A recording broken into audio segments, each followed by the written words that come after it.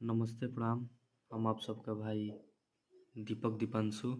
तो आप सभी को स्वागत है मेरे इस यूट्यूब चैनल में दीपक दीपांशु राइटर ऑफिशियल में। तो आप लोग कैसे हैं? आशा न पूर्ण विश्वास कर रहे हैं कि आप लोग जहाँ भी होंगे ठीक होंगे, और जहाँ भी रहिए आप लोग ठीक रहिए, मस्त रहिए, स्वस्थ रहिए एकदम। तो एक भाई ने कमेंट किए थे कि एक वीडियो पर कि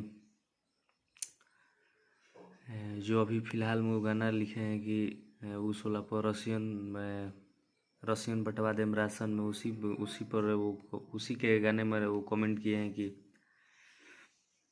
तो भाई को पहले तो तहे दिल से धन्यवाद दे रहा हूँ कि भाई इतना अच्छा कमेंट किए हैं।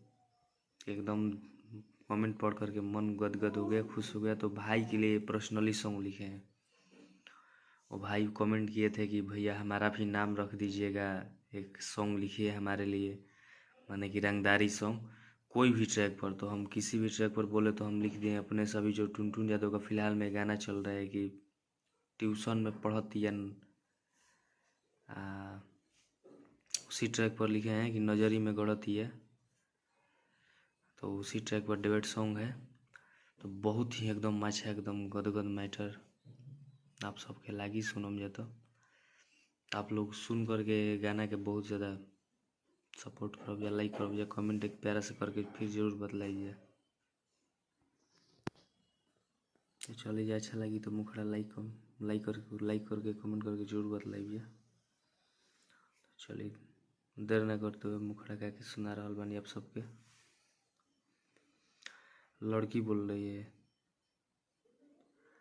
अरे कि ढेर जनी बोला बाबू हमसे ऐठ के, गोली मारवाई दे हम घर ही बैठ के। दोबारा, ढेर जनी बोला बाबू हमसे ऐठ के, गोली मारवाई दे हम घर ही बैठ के।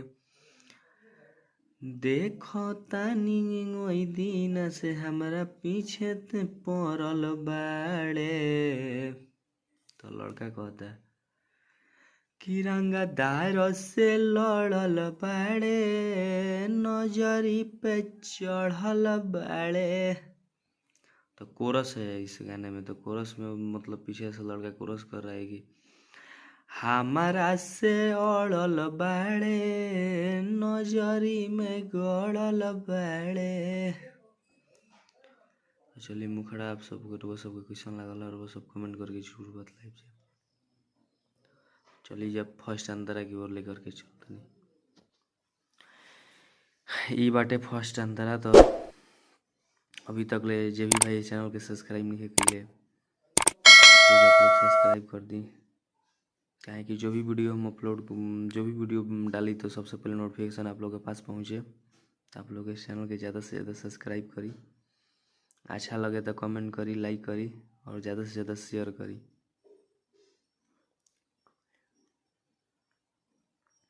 चलिए लड़की बोल रही है, हाथ ना लगा तू पैबे। तो लड़का बोल रहा है, बुलाऊ ना तुझे के बोलइबे। हाथ ना लगा तू पैबे, बोलाऊ ना तुझे के बोलइबे। अइबे जे हमारा यारे तो तू टंगा जेबे खाड़े खाड़े। रंगदार से लड़ल बाड़े, नजरी में चढ़ल बाड़े। तो कोरस है कि हमारा से अड़ल बाड़े, नजरी में गड़ल बाड़े। आप सबके फर्स्ट अंतरा क्वेश्चन लगल आप लोग कमेंट करके जरूर बतलाइए। डिबेट सॉन्ग बटे, पहले लड़की बोलती है, एक बाद में लड़का, एक बाद में फिर लड़का, एक बाद में कोरस पीछे से लड़का एक बार करके, तब मैटर खत्म। चलिए तो सेकंड अंतरा की ओर लेकर के सब कुछ चलता नहीं।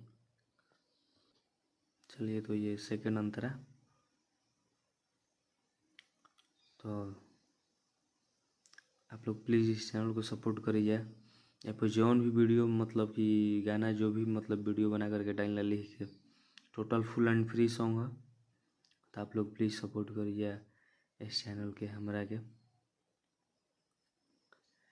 तो चली फाइनली भाई तुहार नाम में गाना में रख दिले बानी। एक बार बोलले बड़े लिखल बड़े कमेंट में कि हम सिंगर सुबोध, तो सुबोध भी रख दिले बानी। और एक बार बोलले बड़े कि सरोज शराबी, मतलब कमेंट के बड़े कि भाई इस नाम को अपने छोटे भाई का नाम जरूर ले लीजिएगा गाना में।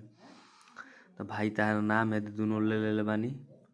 ये गाना के देखियो तो तू ज़्यादा से ज़्यादा सपोर्ट करियो, लाइक करियो, शेयर करियो। तो चलिए आज भाई के नाम में ये गाना लिख ले बानी। पर्सनली भाई बोल रहा उनकी लिखी भी है। तो लड़की बोल रही है, आज देख ले हम तोरा दम के। तो लड़का बोल रहा है कि तेहू जान जइबे दीपक शुभम के। आज देख ले हम तोरा हद के, तेहू जान जइबे सरोज सुबोध के।